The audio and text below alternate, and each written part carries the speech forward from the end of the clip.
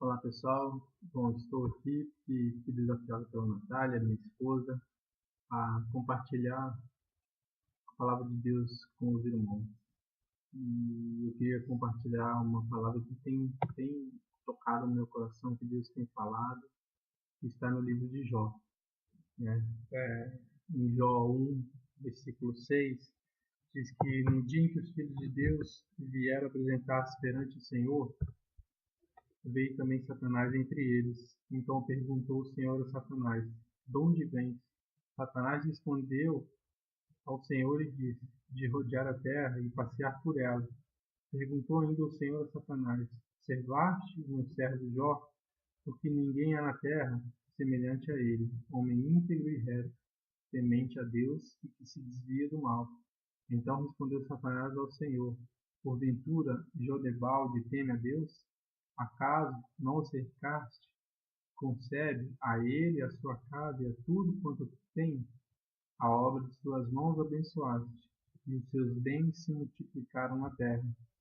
Estende, porém, a mão e toca-lhe em tudo quanto tem, e verás se não blasfema contra ti na tua face. Disse o Senhor a Satanás: eis que tudo quanto ele tem está em teu poder, somente contra ele não estendas a mão. E Satanás saiu da presença do Senhor. Amém. Então, isso é uma palavra que Deus tem falado no meu coração. Jó é uma pessoa na qual eu me identifico, na qual eu gosto. Né? A palavra de Deus diz que Jó era um fazendeiro rico, né? Ele era um homem de fé, um homem íntegro, um homem reto, um homem temente a Deus, que se desviava do mal. Né? E Jó, passando, ele perdeu os filhos, né? Ele ficou enfermo, ele perdeu os animais que ele tinha, né? E ele passa por essas várias situações contrárias na vida, né? Dessas dificuldades. E mesmo ele enfrentando, mesmo ele passando por essas coisas, né? Por essas dificuldades, por essas contrariedades, Jó confia em Deus acima de tudo, né? E bendiz o seu nome. E eu acho que isso é o mais importante, né? O que ele faz, é de confiar em Deus, de depositar sua confiança em Deus. Jó não deixava que da sua boca saíssem palavras que, que fizessem pecar contra Deus, né? Ele não blasfemava, ele não reclamava o porquê dele estar doente, o porquê dele ter perdido os filhos, né? E isso eu acho muito bonito, eu acho da parte dele uma, uma posição muito bonita de se manter firme, de confiar em Deus, de saber que Deus estava na frente, né? Jó, mesmo passando por tudo isso, ele teve que escutar de uma pessoa muito próxima dele, que é a esposa dele, aonde ela chega para Jó e diz, né? Diz para ele, amaldiçoa a Deus e morre. Quer dizer, uma pessoa próxima dele, né, a esposa dele, falar essas palavras duras, né? Ele que estava enfrentando essa situação, ele que estava enfermo, ainda tem que escutar isso da esposa. E Jó ainda escuta de outros três amigos, né, que chegam ali perto de Jó para, para também falar coisas ruins, né, sobre Jó, né, e colocar Jó cada vez mais para baixo. Então, palavras duras, Jó teve que escutar palavras duras da esposa, palavras duras dos amigos, mas Jó continuou firme, continuou acreditando que Deus ia abençoar ele, que Deus ia tirar ele dessa situação que ele estava passando, dessa enfermidade, né? E, e, e é bonito de ver que o último discurso, né?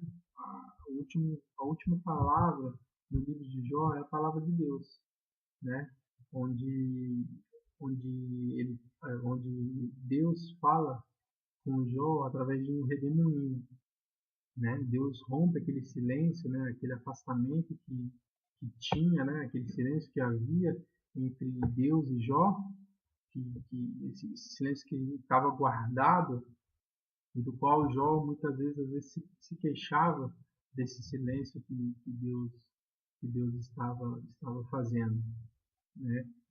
E as palavras que o Senhor diz, elas não fazem nenhuma referência ao sofrimento, às coisas que Jó passou, né, nessa situação. Mas as palavras de Deus se referem à sua grandeza, né, ao seu poder e à sua sabedoria. Então, Deus não faz referência às dificuldades que Jó tinha passado, né, ao sofrimento de Jó. E no final disso tudo, Deus elogia, né, a Jó pela sua fidelidade. E como diz lá no capítulo 42, no versículo 10, diz que mudou o Senhor a sorte de Jó, quando este orava pelos seus amigos, e o Senhor deu-lhe o dobro de tudo que antes possuía. Né? Então, essa palavra que eu queria deixar com vocês, que é para a gente confiar, é para a gente confiar em Deus e que Ele tem o melhor para nós. E mesmo se estivermos passando por dificuldade, mesmo se estivermos passando por alguma situação contrária, nós possamos depositar nossa confiança no Senhor, depositar nele, porque é Ele que vai fazer, é Ele que vai abrir as portas, é Ele que vai nos abençoar, é Ele que vai nos curar. Então, que possamos ser como Jó, que possamos fazer como Jó fez, que possamos falar palavras de bênção, que possamos profetizar coisas boas para a nossa vida. Que não venhamos nos abater, como muitas vezes, porque nós somos humanos, nos abatemos e nos perguntamos o porquê. Por que eu estou doente? Por que aconteceu isso comigo? Que não venhamos fazer isso, que venhamos sim bendizer o Senhor, que possamos falar, agradecer a Deus por cada dia, agradecer por tudo que Ele faz na nossa vida. Então essa é a mensagem, eu espero que essa palavra possa abençoar a vida de vocês. Eu não sei o que está se passando na vida dos irmãos, mas eu digo que Deus ele tem o controle de todas as coisas e nada foge ao controle dele. Tudo está nas suas mãos. Então, se você está doente, se você está passando por alguma dificuldade, uma porta de emprego que ainda não se abriu, uma enfermidade, um laudo contrário, alguma coisa que estiver acontecendo na vida de vocês, que vocês possam confiar em Deus e saber que Ele tem o melhor para nós, que Ele vai fazer o melhor para nós. Muitas vezes não é no nosso tempo, mas é no tempo de Deus. E assim Ele faz. Então essa é a palavra que eu deixo com vocês. E eu queria desafiar o Timba Éder, o Thiago Soares e o Thiago Costa para poderem também compartilhar uma palavra com os irmãos. Então é isso. Que Deus abençoe a vida de vocês e confie em Jesus, porque Ele pode todas as coisas, tudo está nas mãos dele. Bom, então é isso. Deus abençoe todos. Um forte abraço.